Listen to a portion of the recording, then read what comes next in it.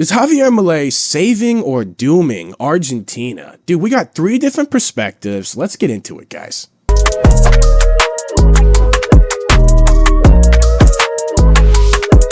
Yo, thank you so much for joining me, guys. There is no question over the past year, Javier Milei has made a lot of serious changes to Argentina's economy.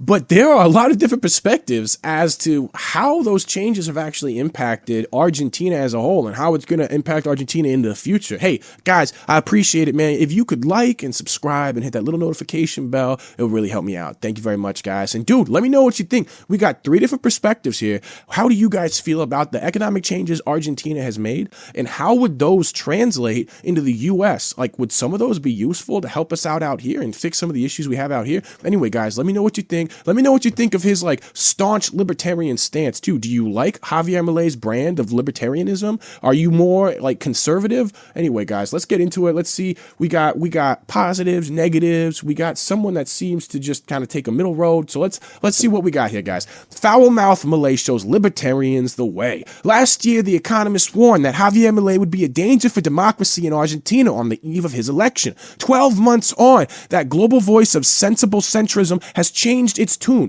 Javier Milei's reforms hold a lesson for the world. You can see its point. In the first year, Argentine president halved the inflation rate, which was running at 1% per day. When he took over, he's freed up the rental market, which resulting in the number of available apartments rising by 170%, rents falling by 40%. He's returned the economy to growth and run the first default-free budget surplus in 123 years. Business confidence is surging. The stock market exchange is with it. No one can undo a century of malinvestment and mismanagement without pain. Argentina's poverty rate has risen, especially among the elderly, whose state pensions have seen their value fall in recent terms. However, sadly, that is the story of every successful economic reform from Margaret Thatcher's in 1980 to the post-communist governments of Central Europe a decade later. Now, they're not wrong about that. Even China, too. Same story, man. Because your life is an investment in your community and in your culture, right? And that's a lot of reasons why we see a lot of baby boomers really successful and their children really successful, just because of how inflation functions and how you get your start early on, you develop your career early on, you start saving assets early on, and then those naturally increase in value. And so you're by the nature of the growing economy and your position in it, it's you being born at the time that you're born is kind of like an early investment in the growth of the economy, at least over the past 100 years in our consistent bull run that we've been in. That's how it's been. There've been pullbacks, but you can't argue that it's been if you look at the macro chart, it's been a consistent bull run. So far, the voters are backing their president, the first free marketeer they've had since 1916. They are painfully aware that Argentina is almost the only nation on the planet that has become poor over the past generation. Oh, and I wanted to qualify that last statement when I'm talking about intergenerational wealth and older people being more wealthy. The reason why oftentimes you see that in countries with successful economic reform is because the older generation that is already kind of elderly at the point of the economic reform is feeding off of the investment in the culture that they've had in the past, right? So when you have that major reform, you're kind of taking that footing away from them. They no longer have an established place in the new system you've set up, which is why that older generation ends up falling through the cracks. That's the point that I'm making about that whole thing. That's why you see sometimes it further entrenches people in their wealth, like with the baby boomer generation, but then other times, like that same generation for China, they actually end up with almost nothing because they invested in a different system, in a different society that no longer has any power or influence. The surest way to measure people's real wealth is by their time. How many minutes must the average worker put into buying a cup of coffee, a haircut, or an hour of reading light, or whatever? By that metric, as Marian Tupy, the Human Progress has shown, Americans have seen their wealth rise by 204%, Chileans by 156%, and Chinese who transitioned from communism by 1,682%. However, Argentines are 13% poorer than they were in 1980. Yeah, but so this really depends on what you're measuring, right? So are you measuring Chinese, right? Are you measuring Chinese from early 2000s compared to Chinese entering the workforce now? Because that would be very different than if you were measuring Chinese from 1960 to Chinese from 2008. You get what I'm saying? So they can pad these and make these. You want to look at the chart yourself, right? Because there's a different, there has been a long-term growth, but we've been seeing a pullback recently, right? And so when we're talking about Argentina being 13% poorer than they were in 1980, how does that relate to how they were 10 years ago, et cetera? Because that's a more relevant metric. You get what I'm saying? How Milei has turned around this in this generational decline by applying classical liberal principles that made Argentina rich before 1916. Argentina was hella rich. Argentina had big money. And I love classical liberal principles. So this sounds great. He has shrunk the state payroll, abolished numerous government ministries, slashed tariffs, cut spending, and turned off the central bank's printing press. Ooh, that's good stuff. Slash tariffs, I'm not sure. It depends on how strong your domestic economy is. You have a strong domestic economy, you can slash tariffs all day. If you have a domestic economy that needs a lot of attention, slashing tariffs, especially if you have, let's say you have natural resources in your domestic economy, slashing tariffs when your economy is literally in the state of attempting to rebuild is basically just inviting foreign companies to buy it up while it's real cheap. And then your own people aren't going to get nothing off that. So tariffs are great when your economy is struggling and you need to rebuild, right? You have a really great, strong economy. You can compete with people shipping stuff overseas really well, then that's okay. You can slash tariffs, cut spending, and turn off central bank printing. That's all good stuff, man. Although disappointingly shelved his plan to adopt the U.S. dollar, which would have guaranteed that his reforms could not be undone by returning Peronist numbskulls, he has done something that libertarians have long dreamed of, making all currencies legal tender in Argentina. Making all currencies legal tender in Argentina. That is so interesting. I really wonder what. Whoa. Whoa. I've never heard about. I got to do some research into what the ripple effects are of something that crazy. All currencies legal in Argentina. That's some revolutionary type stuff. That sounds interesting. I would really love to see. Give people real power over how they manage their wealth. You mean an Argentinian can own Swiss francs in the bank if they want to? That's wild, man. Argentina's president is often wrongly lumped in with populist leaders such as Donald Trump, the hard right in France and Germany, or Viktor Orban in Hungary. In fact, he comes from a different tradition. True belief in open markets and individual liberty. That is the populist movement. That is the populist movement in Donald Trump. That is the populist movement in France. And I have an article on Viktor Orban, man. I have an article on Viktor Orban and how he is this whole thing that we're seeing in Hungary is actually a resurgence of classical liberalism. It's tweaked slightly to deal with the issues that they're dealing with out in Hungary right now, modern day. But no, Hungary is classically liberal too. So this framing is, in my opinion, a little bit of a neoliberal framing, because neoliberals love to pretend that they are liberalism and that real classical liberalism is not, right? And they love to redefine classical liberalism as absolute laissez-faire markets, which in reality, classical liberalism involves protections against monopoly and trusts that can violate people's ability to an individual's ability to generate wealth and achieve class mobility. Okay, so no, I disagree with the way that they frame certain market influences regarding classical liberalism, and I feel like they kind of conflate classical and neoliberalism, to be honest with you, in this article. Though once again the magazine has radically changed its tune. 6 months ago, it was telling readers about Latin America's new hard right, Bukele, Milei, Cast, and Bolsonaro. I would say that calling Bukele hard right, maybe that's true, but he's dealing with a serious emergency in his country regarding gangs. Bolsonaro, I would not call hard right at all. I think that's absolutely a lie. I would put Bolsonaro closer to Trump and Milei. Milei's worldview is very different from that of former President Jair Bolsonaro, the Hungarian prime minister or U.S. president-elect. He's a down-the-line libertarian who loves free trade, welcomes immigration, ignores culture wars, and has no problem with transgender people as long as they don't send him the bill. Indeed, only two policy areas where Milei is uncomplicated anti-state, oddly enough, are areas where he nonetheless differs from Trump. Milei is unusually, if not uniquely for a libertarian, strongly anti-abortion. He's also pro-Ukraine and pro-NATO. Why then do two men get on so well? Why has Milei Trump's first foreign visitor? Why was Milei Trump's first foreign visitor? Partly because Trumpery has never been wholly synonymous with NatCon protectionism, national conservative protectionism. There are plenty of free marketeers in the incoming administration. That's because because Trump and Milei are part of the same coalition.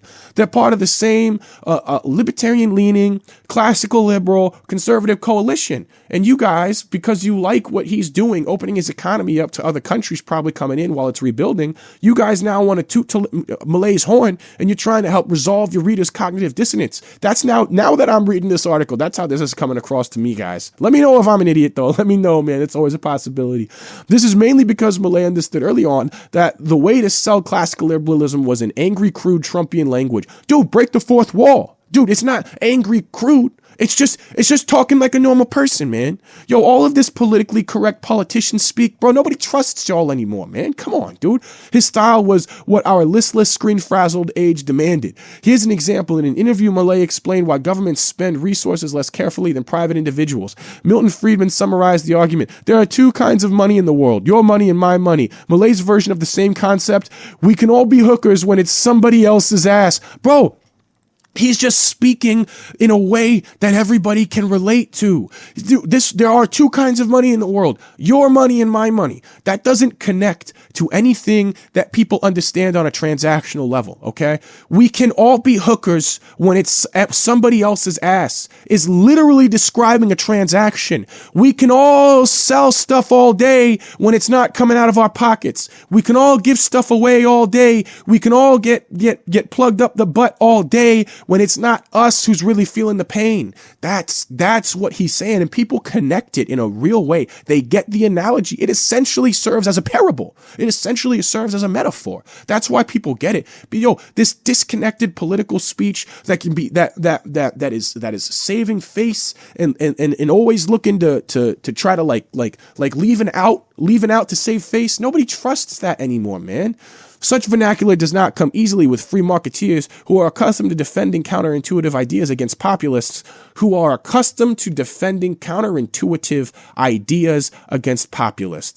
Dude, first off, that framing, why would a populist not be able to understand a counterintuitive idea? And also, the reason why neoliberal, not classical liberal, neoliberal free marketeers are always defending their counterintuitive ideas against populists is because they're always trying to manipulate populists into giving up their wealth and their freedoms to their wealthy corporate backers. Okay, so that's why their policies seem counterintuitive on the surface, but actually when you break it down, no, actually, it's in reality because you're constantly trying to sell a bill of goods. You're trying to sell people a bridge. You're trying to sell people a city in China. All right, that's why you're never getting along with populists. Okay, because you're not a real classical liberal. That's why, in my opinion.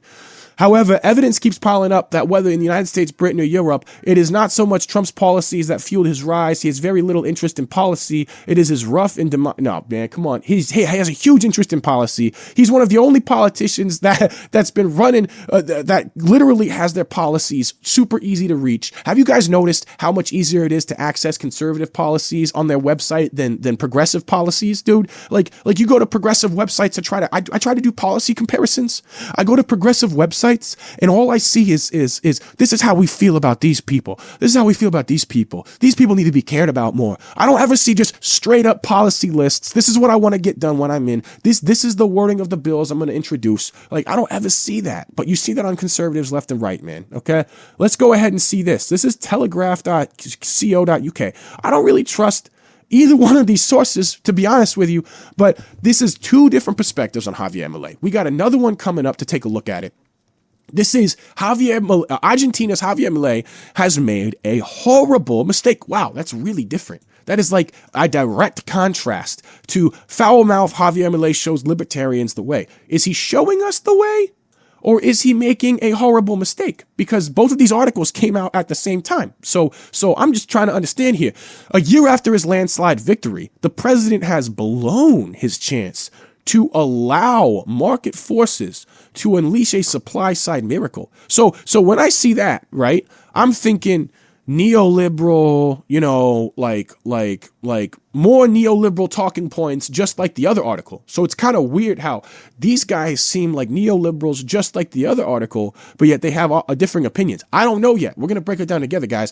When Mahatma Gandhi was asked what he thought of Western civilization, he replied that it would be a good idea. One is tempted to say that Hayekian free market liberation of Argentina after eternal misrule by Peronist casta would be a good idea. But that is not what Javier Milei is actually delivering. After his landslide victory, Milei is still not letting market forces set the peso exchange rate, and it now looks as if his crawling dollar peg will continue into the middle of next year. Oh, so they are manually setting the exchange rate? Or are they setting the exchange rate by managing the amount of dollars in circulation? That might be how it is, but that's very interesting. That's very interesting. He has jammed the process of macroeconomic cleansing. Argentina is now among the most expensive countries in the world, close to Norway on the Big Mac index. So their rent's 40% cheaper, but I guess their food is up in costs. It costs twice as much to buy a hamburger in Buenos Aires as it does in Tokyo, even though the pampas are full of cattle, while the rice terraces of Japan are not. Yeah, but I mean, there's other parts of Japan. I'm sure they have cattle farms in Japan. In fact, I know they have cattle farms in Japan. So what? The peso is overvalued today as it's never been, as overvalued today as it's ever been in history, or very close. Wow. The suppressed inflation this has suppressed inflation temporarily to a monthly rate of 2.4 PC. So has economic contraction, but has in the process strangled the traded sectors of textile, shoe, and toy industries. Car parts, electronics, metallurgy, and heavy manufacturing are the next dominoes. So he's opening up his country as he's squeezing out his local businesses, like the domestic businesses. I hope not. He has slashed inflation. I mean, look, inflation is down big time. It's like a drug. It gives you a transitory feel-good sense of falling inflation. I don't trust that word transitory. At the cost of gradual worsening of the real exchange rate, said Carlos Rodriguez, a Chicago monetarist and ex-rector at the Center of Argentine Macroeconomic Studies. Fixing the exchange rate is delaying the reoccurring crisis that we have been going through in Argentina for the last 100 years. Imbalances keep building up, and the exit is going to be traumatic, as always. But I thought he cut government spending. The mood was funereal as at a meeting of the Union Industrial Argentina last week. If they want us to compete, they first have to take the foot off our necks. We were in Chile and we just wanted to weep when we saw the cost of their parts compared to ours. Yo, lifting tariffs in a situation like that is not going to be a good situation, dude.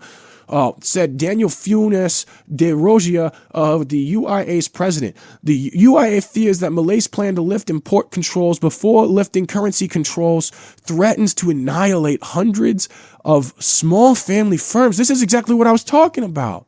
So now we know why. Now we know why they're so happy, and they're changing their tune while this same propaganda outlet that we saw them right here trying to use all these talking points. Yo, man, no, he's so Javier Milei is opening his country up in a way that is going to crush domestic economy and domestic business while opening his country up to foreign internationals. And at the same time, he's legalized all currencies in the country. So what does that even mean? What does that mean if somebody makes like a meme coin? What if somebody makes like a meme coin and like I just like, that's so wild, bro. Like, now I'm worried. Now I'm reading all this and I'm like, whoa, this does sound pretty bad. He should have taken his chainsaw to currency and capital controls on his first day in office. Well, he kind of did, didn't he? Now he's trapped. Either he claws back lost competitiveness by means of deflationary wage cuts for year after year, nigh impossible in any democracy, or he lets the peso find its level and unleashes fresh inflation, shattering his reputation at home and abroad as the freedman purist who tamed prices. What if he went to the dollar though? What if this legalizing all currencies was part of shifting to the dollar in a larger like 4D strategy? All the stars were aligned for Milei a year ago. The country had reached rock bottom. Peronists had lost all credibility. He had a mandate for fiscal shock therapy and for the first experiment in Austrian economics ever attempted in a modern developed state. Interesting, because didn't we use shock therapy in Russia. I'm interested. Russia definitely is not what I would consider to be a representation of Austrian economics or classical liberalism, though. So it's just an interesting statement. I'm interested to see the context or what exactly they proposed Argentina do compared to what it's actually done. Right, wheat and feed grain exports were recovering after El Nino caused the worst droughts for over half a century. Hydropower was back, lessening the need for import liquefied natural gas at nosebleed prices in a bidding war with Europe. The reason why Argentina had drained its foreign exchange rate reserves and spiraled into another insolvency crisis. Oil and gas drilling was taken off in the prolific shale field of Vaca Muerta, which were rich seams matched Texas at the break-even cost of 36 or 28 euro a barrel. The Nestor Kircher gas pipeline was coming on stream, able to supply Buenos Aires with cheap homegrown gas. The country was swinging from cost dependency on energy imports to net energy exporter, and potentially a large one. The U.S. and China were competing for access to Argentina's lithium brine in the Andes. Yeah, well, I mean, why would you run gas domestically and then sell your lithium mines? I mean, dude, you should be running your lithium mines domestically too, right? I mean, why not? Milei's timing was flawless, yet he has squandered at least some of that advantage, repeating the time-honored era of emerging markets that tie their economic destinies to a foreign currency, moving to a foreign rhythm. Argentina, of all countries, should have learned that lesson. Milei is now haunted by the ghost of President Fernando de la Rúa, who like to proclaim the state is completely useless. If you have been around Argentina long enough, you've heard it all before. De la Rúa presided over a fixed dollar peg, which became slow torture as the U.S. dollar soared in the 1990s. Argentines flocked to Chile, Uruguay, or Brazil to go shopping. Manufacturers shifted operations across the borders to cut labor costs. Economists could see the danger. The public basked in the wealth illusion. De la Rua's popularity rating was 60% a year before his downfall, even higher than Milei's 49% today. It snapped when Brazil devalued sharply, leaving Argentina high and dry with an untenable exchange rate against its biggest trade partner. De la Rúa ended up having to flee from Casa Rosada by helicopter in 2001 as protesters bayed for his blood. History never repeats, but Argentinians are once again crossing borders to go shopping, and the Brazilian real has again devalued suddenly, massively in relative terms, and the trade-weighted peso is as overvalued today as it was in 2001. Wow, so there's a real situation here with Milei. Wow, Milei may be reprieved. The U.S. Federal Reserve may cut rates far enough to weaken the dollar and ease credit crunch in Latin America.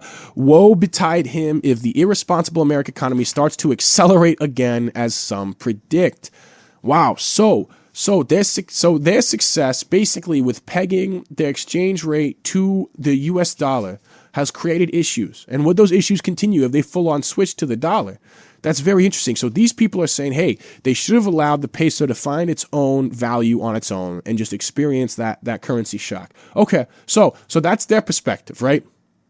Okay, what is this perspective from EconLib? 1 year of Milei stabilization, a balanced budget, deregulation in Argentina. Today's markets, exactly 1 year after Argentina wrote the presidency, expectations were high among libertarians as this was the first time self-described anarcho-capitalist that's not classically liberal, bro. That's neoliberal. Was elected to the highest office anywhere in the world. During his first year, Argentina has certainly experienced change. The country is no anarcho-capitalist paradise, but it's certainly more deregulated and has become a more austere government than the past. Indeed, the vehemence in which the Argentine has balanced its budget was unexpected. He inherited a deficit of 5% GDP, but achieved a financial surplus in first quarter and has maintained the financial surplus ever since. Spending cuts have mostly targeted prisoners and public employees, which has caused some to question their sustainability. But in a country whose budget was unbalanced, in 13 out of the 123 last years, balancing the budget so quickly is by far his biggest achievement. Wow, so he balanced the budget, like, legitimately? All of a sudden, the sudden halting of money printing and the expectation that Argentina will stay on its current fiscal course have caused the peso to appreciate. After many years of depreciation and inflation to plunge, the recent monthly rate was 25% last December, and the latest figure was 2.7%. So this is good stuff. While the government aims for much lower inflation in the future, that's interesting because our government only aims for 2%. This is the lowest monthly value since 2021. Throughout 2023, Argentina has had the highest inflation rate in the world, 211%. Wow.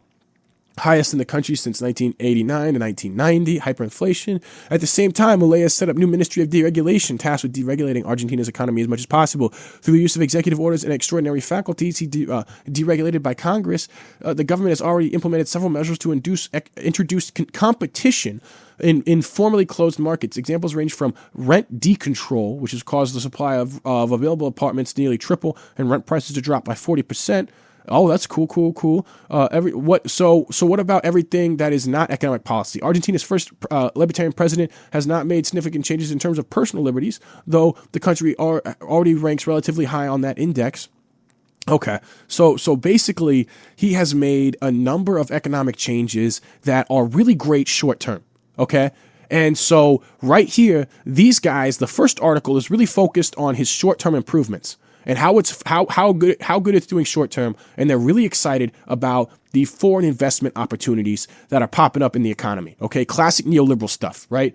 These guys are really worried about the long term effects, comparing it with the past, and how some of these short term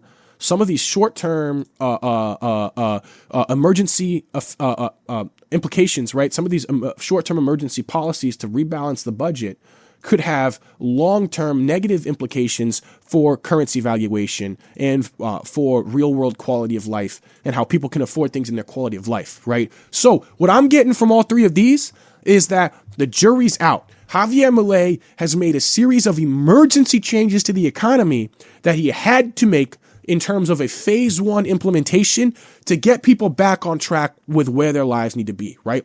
Dude, you knock down rent 40%, you can leave some room to pay some more on burgers. You get what I'm saying? 40% cut in a cost in rent, that mainly affects the lower class, okay? That leaves a lot of room for a little bit more in terms of paying for burgers and groceries. So man, like, that is a calculation that he might have made. So it sounded like this guy implemented a good phase one policy. It sounds like De La Rua, who did this before and lost power in 2001, might have started out with the same policy and then either been bought out by foreign influence or not known how to shift into a great phase two policy to begin locking in a lot of these positive effects into their economy, because that could be the problem, right? That could be a lot of the issue. So let's see how he handles it. Right now, it sounds to me like jury is still out on a lot of this, man. So this is pretty cool, man. I like what he's doing. I like Javier. I don't like the anarcho-capitalist stuff, because that sounds like it translates into neoliberalism really quickly.